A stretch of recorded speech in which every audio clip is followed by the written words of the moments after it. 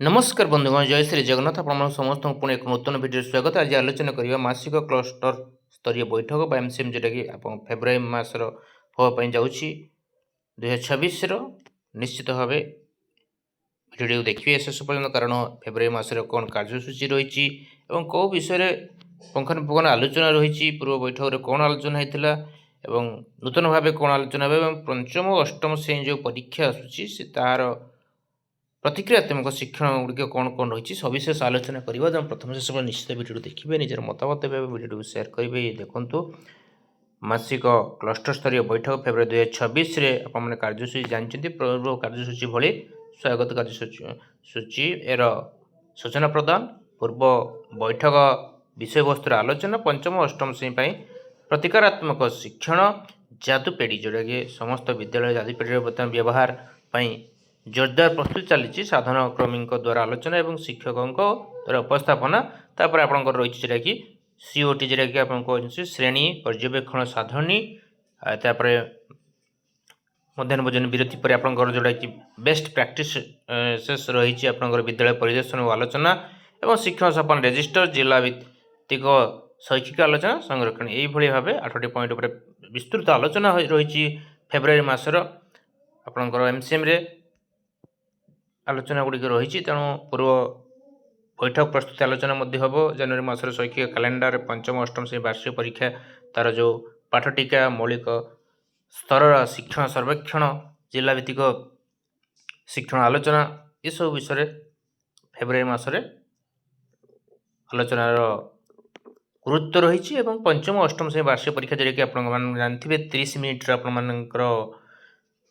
मार्गदर्शिका अनुसार मान निर्धारण जोटा कि आपंकर सामयिक रूपरेख प्रस्तुत करा कि FA1 FA2 एवं SA1 पाई नंबर प्रकल्प गुड़ी बर्तमान सरीगलानी विभिन्न विद्यालय तेणु तार जो परीक्षा थी मैंने वार्षिक परीक्षा पाई नंबर हिसाब को गुरुत्व नियाजिबा आधार गुरुत्व आधार मोट नंबर हिसाब करा तापर रही आपंकर जोटा कि गुरुत्वपूर्ण कथा बोर्ड परीक्षा जेटा कहुए प्रति वर्ष वार्षिक परीक्षा से भली भाव तार जो मूल्यांकन है रूपरेख अनुजाई 30 नंबर मार्क जो आपंकर से विषय 4 सप्ताह प्रतिकारात्मक शिक्षण कार्यक्रम करा विषय यापर से विषय सप्लीमेंटारी परीक्षा जोटा कि अवधि 4 सप्ताह कहला आगु 2-3 घंटा प्रत्येक दिन जोटा कि प्रतिकारात्मक शिक्षण कार्य विद्यालय करा प्रतिकारात्मक शिक्षण कार्यक्रम कार्यान्वयन पद्धति जोटा कि आपंकर प्रश्न वारी विश्लेषण करेंगे क्यों प्रश्न उत्तर देती उत्तर देनी क्यों प्रश्नर भूल अच्छी एवं निर्दिष्ट क्यों सब शिक्षण फलाफल यही कार्यक्रम कर आपंकर रही जोटा कि headmaster CRC BO DO DIET कार्य तदारख करेंगे और सीआरसी बीओ को साप्ताहिक रिपोर्ट देवे ये कथा आलोचना रही आहरी गुरुत्वपूर्ण कथा रही सप्ताह 1 जोटा कि प्रश्न उत्तर विश्लेषण और विकल्प शिक्षण कार्य प्रस्तुति और सप्ताह 2 शिक्षण फलाफल आधारित शिक्षादान ये कथा आप मैंने देखुए आम बोर्ड रखीचु आलोचना हम निश्चित भाव एक गुरुत्वपूर्ण बैठक कहवाई अत्युक्ति हम नहीं जेहेतु SA2 होगापी जाऊँगी तेणु उभय आपंकर शिक्षक भूमिका प्रधान शिक्षक भूमिका और सीआरसी भूमिका आलोचना अच्छी देखो शिक्षक भूमिका जोटा कि शिक्षार्थी उत्तर खाता को विश्लेषण कर शिक्षण फलाफल आधार रे विकल्प सरल शिक्षण कार्य प्रस्तुत करेंगे से भाई प्रधान शिक्षक भूमिका रही प्रत्येक शिक्षार्थी निर्दिष्ट शिक्षण असुविधा संपर्क शिक्षक शिक्षयित्री सहित आलोचना करेंगे और सीआरसी मान भूमिका रही विद्यालय गुड़िकर प्रतिकारात्मक शिक्षण कार्यकारी करने सहित करने संपर्क में प्रधान शिक्षक सहित आलोचना करेंगे विभिन्न कथा रही आपने निश्चित बैठकर गुरुत्वपूर्ण बैठक जानीपर और एबीओ जोटा कि एकाडेमिक भूमिका कौन और डाएट्र भूमिका कौन ताकि स्पष्ट भाव उल्लेख अच्छी जे एबीओ जो एकाडेमिक भूमिका रही प्रतिकारात्मक शिक्षण सफल प्रणयन एबीओ कम बीआरसीसी और बीओ सहित आलोचना करेंगे प्रत्येक कार्य दिवस अन्यून 2 ରୁ 3 घंटा पर्यंत प्रतिकारात्मक शिक्षण विद्यालय को सबु प्रकार सहायता प्रदान करेंगे एवं सप्ताह भितर शिक्षार्थी मान शिक्षण प्रगति को समीक्षा करेंगे डाएट्र सेमती भूमिका रही जोटा कि शिक्षण कार्य प्रस्तुत कर आवश्यक सहायता प्रदान करेंगे और ब्लॉक ଦାୟିତ୍ୱରେ ଥିବା ଶିକ୍ଷକ ପ୍ରଶିକ୍ଷକମାନେ ସେମାନଙ୍କ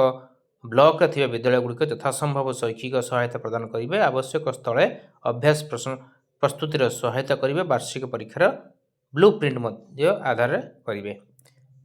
ତେଣୁ ଏବଂ ଯାଦୁପେଡ଼ି ଯେଉଁ କଥା କହୁଥିଲେ ଆମେ ପ୍ରଥମରୁ ଯେ ଯାଦୁପେଡ଼ି ସାମଗ୍ରୀର ବ୍ୟବହାର ବହୁତ ଗୁରୁତ୍ୱପୂର୍ଣ୍ଣ। ସମୟ 1 ଘଣ୍ଟା 15 ମିନିଟ୍ ନେବେ। ଯାଦୁପେଡ଼ିରେ କ'ଣ କ'ଣ ରହିଛି, କାହା ପାଇଁ ରହିଛି ଏବଂ PMC ଯେଉଁ ବା ସମଗ୍ର ଶିକ୍ଷା କଥା କୁହାଯାଉଛି ଏ ବିଭିନ୍ନ ଯେଉଁ ଶିକ୍ଷା ସହିତ ଜଡ଼ିତ ରହିଛି ସେ ଯାଦୁପେଡ଼ି ଭିତରେ କ'ଣ ରହିଛି, ପିଲାଙ୍କ ସହିତ ଏଇ ଯାଦୁପେଡ଼ିର ପ୍ରଥମ ଭାଗ, ଦ୍ୱିତୀୟ ଭାଗ ଏସବୁକୁ ନେଇକି ଯାଦୁର ପିଟାର ସମ୍ବନ୍ଧରେ ଆପଣଙ୍କର ଧାରଣା କ'ଣ ରହିବ। ଇ ଯାଦୁର ପିଟାର ମୋବାଇଲ ଡାଉନଲୋଡ଼ କରିଛନ୍ତି କି ନାହିଁ, ଇ ଯାଦୁର ପିଟାର ଆପ୍ରେ କେଉଁ ସବୁ ବିଷୟବସ୍ତୁ ରହିଛି, ତାପରେ ଆପଣଙ୍କର ରହିଛି ଏହାକୁ ଆପଣ ଶ୍ରେଣୀ ପରିଚାଳନା ସମୟରେ କିଭଳି ବ୍ୟବହାର କରୁଛନ୍ତି। ଏ ଗୁଡ଼ାଏ କଥା ଯାଦୁପେଡ଼ିରେ ରହିଛି। ଯାଦୁପେଡ଼ି ମଧ୍ୟ ସମସ୍ତଙ୍କ ବିଦ୍ୟାଳୟରେ ଦିଆଯାଇଛି, ଯେଉଁଟାକି NCERT ଦ୍ୱାରା ପ୍ରସ୍ତୁତ ଏବଂ ଓଡ଼ିଶା ସରକାର ମଧ୍ୟ ଯାଦୁପେଡ଼ି ପ୍ରସ୍ତୁତ କରି ସମସ୍ତ ବିଦ୍ୟାଳୟକୁ ଯୋଗାଇଛନ୍ତି। ଏଥିରେ କେତୋଟି ସାମଗ୍ରୀ ଅଛି ଓ ଏହାର ବିଶେଷତ୍ୱ ଗୁଡ଼ିକ କ'ଣ ସେ କଥା ମଧ୍ୟ କୁହାଯାଇଛି। ତେଣୁ ଯାଦୁପେଡ଼ି ଏଥର ନିଶ୍ଚିତ ଶିକ୍ଷଣ ସାମଗ୍ରୀରେ ଯେଉଁ ଗୁଡ଼ିକ ରୁହାଯାଇଛି, ବାଦ୍ୟଯନ୍ତ୍ର ଡମ୍ବୁରୁ କଥା କୁହାଯାଉଛି, ବାଦ୍ୟଯନ୍ତ୍ର ବଂଶୀ, ବାଦ୍ୟଯନ୍ତ୍ର ଖଞ୍ଜଣି ଏବଂ ବୋଲିଂ ସେଟ୍, ହାତୁଡ଼ି ମାରିବା ଖେଳଣା, ଏ ବିଭିନ୍ନ ଯେଉଁ କଥା ଦିଆଯାଇଛି ବା ଯେଉଁ ଜିନିଷ ଗୁଡ଼ିକ ସାମଗ୍ରୀ ଗୁଡ଼ିକ ଆପଣମାନଙ୍କ ପାଖରେ ପହଞ୍ଚି ସାରିଛି ସେ ଯେଉଁ ବକ୍ସ ଭିତରେ, ସେଗୁଡ଼ିକୁ ନିଶ୍ଚିତ ପିଲାଙ୍କ ସହିତ କିଭଳି ବାର୍ତ୍ତାଳାପ କରିବେ, କିଭଳି ବ୍ୟବହାର କରିବେ ସେ ବିଷୟରେ ମଧ୍ୟ ଏଇ MCMରେ ଗୁରୁତ୍ୱପୂର୍ଣ୍ଣ ରହିଛି, ଜାଣିବାର କଥା ରହିଛି। ନିଶ୍ଚିତ ଭାବେ ଆପଣମାନେ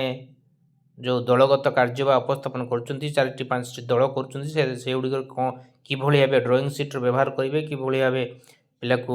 ଶିକ୍ଷାଦାନ କରିବେ ସେ ବିଷୟରେ FLN ଶ୍ରେଣୀ ସମ୍ବନ୍ଧୀୟ ଶ୍ରେଣୀ ପର୍ଯ୍ୟବେକ୍ଷଣ ତଥ୍ୟ ମଧ୍ୟ ଯେଉଁ 45 ମିନିଟ୍ ରହିଛି ଶ୍ରେଣୀ ପର୍ଯ୍ୟବେକ୍ଷଣ ସାଧନୀ ଜୁଲାଇ 25 ଡିସେମ୍ବର 25 ମଧ୍ୟରେ ଡାଏଟ୍ର ପ୍ରଶିକ୍ଷକ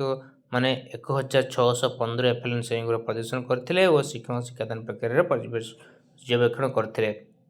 ତେଣୁ ଏଥିରେ ଯେଉଁ ସଂଗୃହୀତ ହୋଇଥିଲା, ଯେଉଁ ବିଭିନ୍ନ ଡାଟା ପର୍ଯ୍ୟବେକ୍ଷଣ ସଂଗୃହୀତ ହୋଇଥିଲା ତାହା ବିଷୟରେ ମଧ୍ୟ କିଛି ତଥ୍ୟ ରହିବ। ଏବଂ ଶିକ୍ଷାର୍ଥୀ ବ୍ୟକ୍ତିଗତ ଦଳଗତ ଭାବେ ଯେଉଁଟାକି ଆପଣ କହୁଛୁ ଛପା ଲେଖା ସାମଗ୍ରୀ ଏବଂ ଶ୍ରେଣୀରେ ପ୍ରଦର୍ଶିତ ଅନ୍ୟ ଶିକ୍ଷଣ ସାମଗ୍ରୀଗୁଡ଼ିକ ସହ କାର୍ଯ୍ୟ ମଧ୍ୟ, ଯେଉଁଟାକି 37% ଆପଣଙ୍କ ବ୍ଲାକ୍ ଏଇ ଯେଉଁ ଚିହ୍ନ କରାଯାଇଛି ଏବଂ ଯେଉଁ ଗ୍ରାଫର 63% ରହିଛି ନୀଳ ସେ ବିଷୟରେ ମଧ୍ୟ ଆଲୋଚନା ହେବ। ତେଣୁ ଏଇ ଯେଉଁ ପିଲାଙ୍କୁ ଏକାଧିକ ଉପାୟରେ କଥୋପକଥନରେ ସାମିଲ କରିବାର କିଛି ମୁଖ୍ୟ ଦିଗ ମଧ୍ୟ ରହିଛି। ମୁକ୍ତ ଉତ୍ତରମୂଳକ ଚିନ୍ତା ଓ ପ୍ରତ୍ୟାଶାମୂଳକ ପ୍ରଶ୍ନ ପଚାରିବେ, ଏସବୁ ମଧ୍ୟ ଆଲୋଚନା ହେବ। ଏବଂ 4ରୁ 8ମ ଶ୍ରେଣୀ ସମ୍ବନ୍ଧୀୟ ଶ୍ରେଣୀ ପର୍ଯ୍ୟବେକ୍ଷଣ ତଥ୍ୟ, ଯେଉଁଟାକି ଡାଏଟ୍ ଜୁଲାଇ 25ରୁ ଡିସେମ୍ବର 25 ମଧ୍ୟରେ ପ୍ରଶିକ୍ଷକମାନେ 1325ଟି ଶ୍ରେଣୀ ପରିଦର୍ଶନ କରିଥିଲେ, ତା'ର ଶିକ୍ଷାଦାନ ପ୍ରକ୍ରିୟାର ପର୍ଯ୍ୟବେକ୍ଷଣ କରିଥିଲେ। ଏ ବିଷୟରେ ମଧ୍ୟ କନସେପ୍ଟ ଦିଆଯିବ ଆପଣମାନଙ୍କୁ। ତେଣୁ ଇଏ ନିଶ୍ଚିତ ଭାବେ ସମସ୍ତଙ୍କ ପାଇଁ ଗୁରୁତ୍ୱପୂର୍ଣ୍ଣ, କାରଣ ବର୍ଷ ସରି ଆସିଲେ କହିବା ପାଇଁ ଅତ୍ୟୁକ୍ତି ହେବ ନାହିଁ। କାରଣ ମାର୍ଚ୍ଚର ପରୀକ୍ଷା ପରେ ପୁଣି ନୂତନ ଆଡ଼ମିସନ୍ ଆସିବ, ନୂତନ ଆପଣଙ୍କର ସବୁ ରେଜିଷ୍ଟର ତିଆରି ହେବ ଏବଂ ବିଦ୍ୟାଳୟ ପରିଦର୍ଶନ ଆଲୋଚନା ଯେଉଁଟାକି 30 ମିନିଟ୍ ରହିଛି CRCଙ୍କ ସହାୟତାରେ ଭେନୁ ବିଦ୍ୟାଳୟରେ HM ପୂର୍ବରୁ ନିଜ ବିଦ୍ୟାଳୟ ଶିକ୍ଷକ ଭୌତିକ ପରିବେଶ ଉପାଦାନକୁ ନେଇକି PPT ବା ଭିଡ଼ିଓ ପ୍ରସ୍ତୁତ କରିବେ, ଏ କଥା ମଧ୍ୟ ରହିଛି। ଏବଂ ଯେଉଁଟାକି ଲିଙ୍କ ଗୁଡ଼ିକ ରହିଛି ଆପଣ ସୋପାନ ଗୁଡ଼ିକର G1 G2 G3 ରେଜିଷ୍ଟର ପ୍ରଶ୍ନ ଗୁଡ଼ିକ ମଧ୍ୟ ରହିବ ଏବଂ ଜିଲ୍ଲା ଭିତ୍ତିକ ଶୈକ୍ଷିକ ଆଲୋଚନା ମଧ୍ୟ କରାଯିବ, ତାହା ମଧ୍ୟ 45 ମିନିଟ୍। ଏଇଭଳି ଭାବେ ଫେବୃଆରୀ ମାସର MCM ବହୁତ ଗୁରୁତ୍ୱପୂର୍ଣ୍ଣ ରହିଛି ଆପଣମାନେ ସମସ୍ତଙ୍କ ପାଇଁ। ଏବଂ ତାରିଖ ଆସିନାହିଁ, ତାରିଖ ଆସିଲେ ଆମେ ପୁଣି ଭିଡ଼ିଓ ଆପଣଙ୍କ ପାଖରେ ଉପସ୍ଥାପନ କରିବୁ। ଇଏ ଥିଲା ଆଜିର ଆଲୋଚନା। ଆଜି ପାଇଁ ଏତିକି, ଧନ୍ୟବାଦ। ଜୟ ଶ୍ରୀ ଜଗନ୍ନାଥ।